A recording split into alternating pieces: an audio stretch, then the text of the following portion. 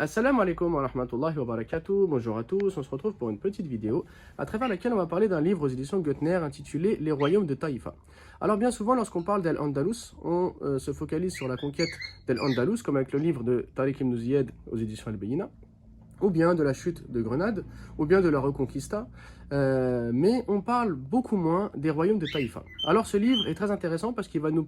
montrer justement une partie de l'histoire beaucoup moins connue, à savoir donc la chute du califat de Cordoue et la division d'Al-Andalus en plein de petits royaumes avec chaque souverain se disputant avec donc l'autre souverain pour des territoires. Alors du califat de Cordoue et de l'union d'Al-Andalus autour, on arrive à un royaume, à des royaumes plutôt de Taïfa, où chaque groupe a son propre État. Et donc, cette division va forcément amener donc un déclin politique important et surtout fragiliser cette région du monde musulman, au point donc que les chrétiens des régions voisines vont petit à petit, eux, se renforcer et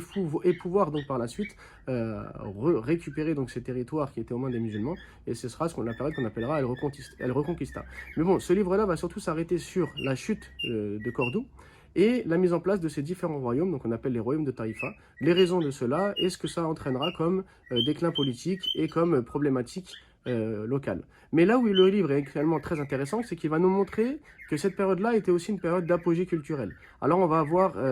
beaucoup d'informations au sujet du développement de la jurisprudence malikite, autour de la personnalité également de Ibn Hazm. On va y découvrir également tout ce qui est lié aux bibliothèques, à l'écriture, à la science en général, et comment donc cette région du monde musulman a eu un dynamisme autour donc de la culture et de la science si important que tous ces apports en fait ont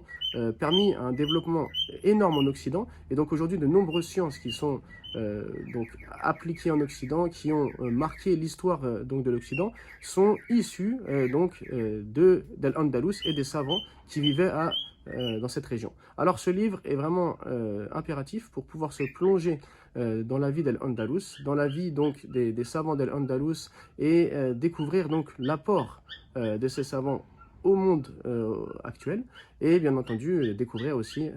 ces causes de déclin politique, ces divisions qu'il y a eu, afin donc déjà d'en tirer des leçons pour nous-mêmes, afin d'être peut-être plus unis et de tirer des leçons de l'histoire, mais également se focaliser donc sur cette période très riche et très importante de l'histoire qui est peut-être